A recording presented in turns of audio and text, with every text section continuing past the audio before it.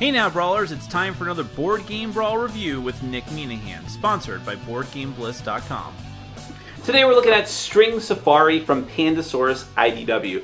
You know, at some point I'm going to have to figure out what I'm going to call that. I think I should just call them IDW for now. I think that's the main publishing house. But I missed the Pandasaurus name. Anyways, this is actually originally a Japanese game. It's from Hisashi Hayashi, who you might actually know by this point because his most famous game, I think at this point, is Trains, a fantastic deck building game. And he's done some other games as well that just simply escape me at the moment. But String Safari, it's very similar to, there was a game called String Railway as well. I actually don't know if it was designed by the same person. But this is a game all about, well, string. There's literally pieces of string that come in the game. You use them to set up a basically a safari field. You're going, thematically, you are researchers going on a safari trying to catalog all these different animals. So you're going to set this big string representing the field and put out animal cards and land cards, and then use a smaller research string to enclose them, just representing, hey, these are the animals I'm researching. And then you put, like, you tag the animals essentially with research markers, all in the effort to, mechanically speaking, gain different amount of points depending on the research cards that you have. It's sort of like a set collection game in a weird kind of way. It doesn't sound bizarre. It is bizarre. And by the way, I do have to say this now since I have the box right here. This is continuing the new tradition of IDW games that come in boxes that are way bigger than they actually need. This probably could have been like a small square of this box, but I just wanted to mention that here and now. Let's go ahead and do a brief overview of the game because it is a very brief game. Then we're going to come back and I'll let you know what I think.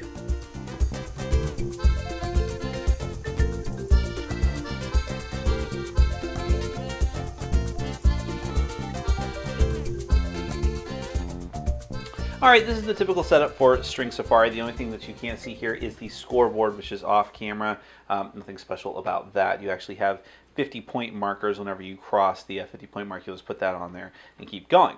Now, the main feature of this game, of course, as right there in the title, is the string. This purple string that you see out here, maybe the camera doesn't show it that well, but this is the field string. At the beginning of the game, you're going to set this up in, you can really do any shape that you want. They recommend doing a circle or an oval, something like that, but you can make any odd shape you want, a rectangle and such. The only rule is that it can't like go on top of itself. You can't do anything kind of like wacky putting on top of itself. Then you have the research string. You'll put this off to the side for right now, but that's going to be used during the course of the game. Then you'll hit the camera. Then you're going to move on. You'll have a stack of animal cards, and each player is going to get one of these animal cards at the beginning of the game. I'll just go ahead and show you what's on these now. These are a bunch of different animals that you might typically find on the savannah. You have, here's a Thompson's gazelle, and all these things at the bottom here, well, this is victory points. If you're able to have one of your little research markers on this animal at the end of the game when it's out in the field, then you're going to be able to score that victory point at the end.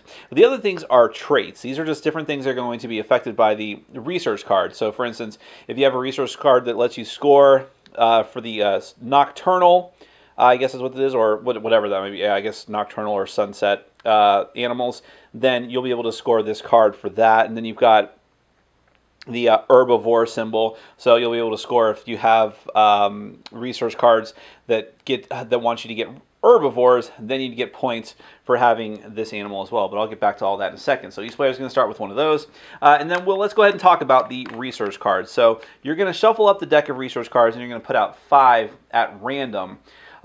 During each round of play, or each player is going to get one of these, including at the start of the game. Whenever you get one, you can either take one from the face up or from the top of the stack.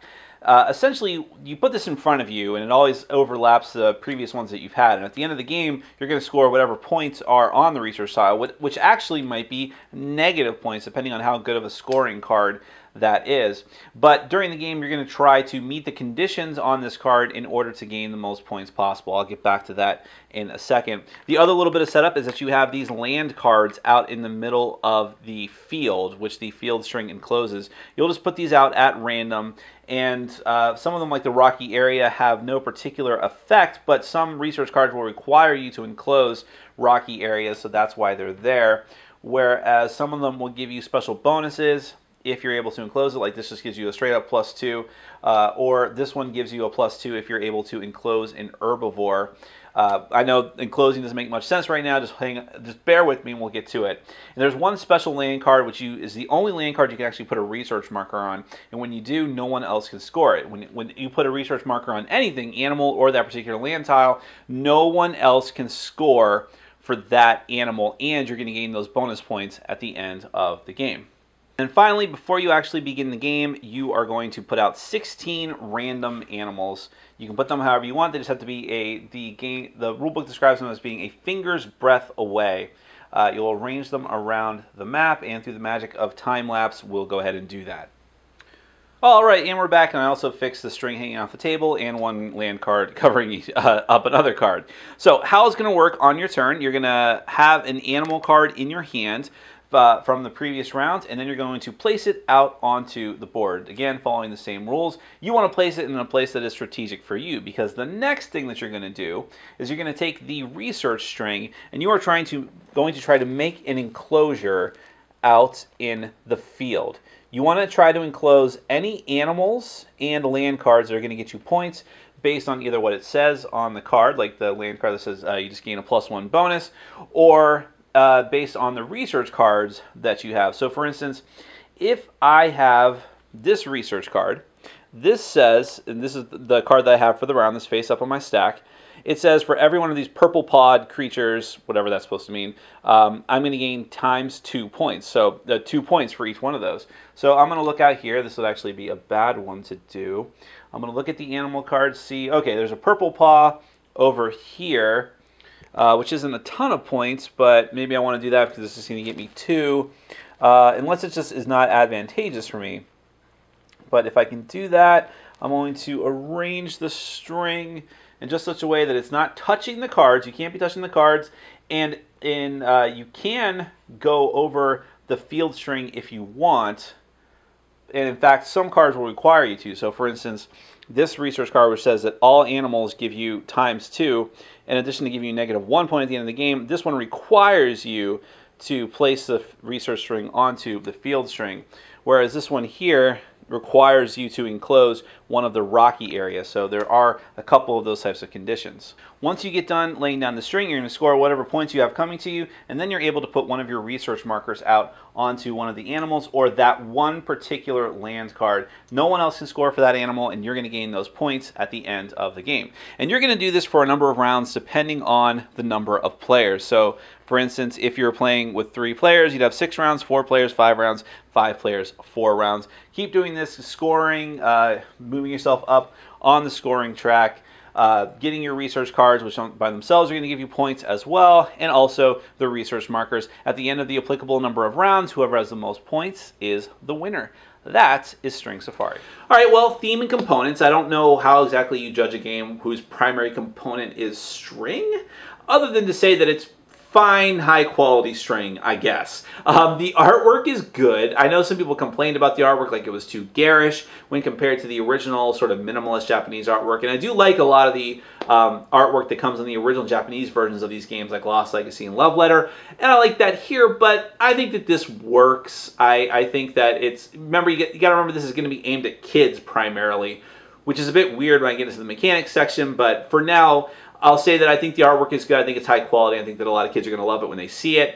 And the whole idea of this string is really going to appeal to a lot of people. I always love it when games innovate, because I think I'm still fairly new to the hobby. It's just been a few years now. But nevertheless, I've played a lot of games that are exactly the same. They just feel like iterations of the same thing over and over again. So to see a game that is really thinking outside of the box and adding something new, I give it a lot of bonus points. The theme of the game, however, does feel very detached from what you're actually doing. I know it's like, hey, there's the field, and here's the research string, and you have an enclosure, and then you study these animals, and then you tag them, I guess, with the research marker. But none of that really feels like you're doing anything significant or momentous. It doesn't feel like you're really doing research. You're just kind of trying to get these cards and get points. So I would say that the theme is pretty detached from what's actually going on. And that leads right into the mechanics. This was not a game for me. I did not like this game, and most of the people I played with did not like it either. The thing about it is, I think that in this hobby we overuse the word fiddly, but I think it's never been more appropriate than here. It's not that this game has a ton of components and you're juggling all these different things around. It's that your turn comes around, you get this research string, and you're like, oh, all right, I'm going to enclose some animals and study them. And now the rest of you sit here for 7 minutes while I fiddle with this string. And that's what the game is. It's trying to maximize your points, and therefore you're constantly like, let's see, does it fit here? No. How about here? No. This has a symbol that I need. No, but I need this symbol. And but if I move this here, I get 2 points. And you're hitting cards, you're moving them around. This game is an OCD person's nightmare. And I played with at least one person out like that who was just like, oh. And now me, I've been accused of being a rules lawyer. I try to be a little bit lighter on that.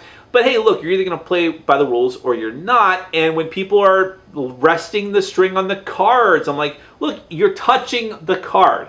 You can't do that. It says it right here. It's like, well, you're taking this too seriously and barely touching. And other people are like, just let him go. We just want to get this over with. That is what happens in this game. And it's thankfully not a very long game, but it can feel like it's very long. And most of the time in the game is just spent trying to fiddle with that string and get it to work correctly. And you're doing all this for what is really, really a basic game. It is just putting one card out, trying to match up as many symbols as possible. That's it. Move on. This is like the basic of the basic set collection games. And yes, like I said, the game is going to be aimed at kids, so I can understand that, why it would be simple and for newer gamers, but there's not enough there. There's no strategy to the game. It's just trying to get lucky, hoping that animals are grouped together in such a way that maximizes your points, which, by the way, can lead to some swings in the game that are hard for you to ever get past. If one person gets lucky, makes 12 to 15 points in the game, which, by the way, the average is about 8 to 10, it is really, really difficult for anyone to come back from that, especially because that player can now block off one of the creatures with the research marker, which means that no one's going to get quite as high a score in that area as he or she did. And it can just get very weird knowing that one person is going to win because it's very, very difficult for you to get more than the average amount of points. And that's another thing. It's just that knowing that I'm expecting to get this many points, I did. It's your turn. There's no excitement. There's no swing. There's a swing, but it's not like back and forth player interaction. There's really no player interaction other than, yay, you put a card there that's going to help me. That's it.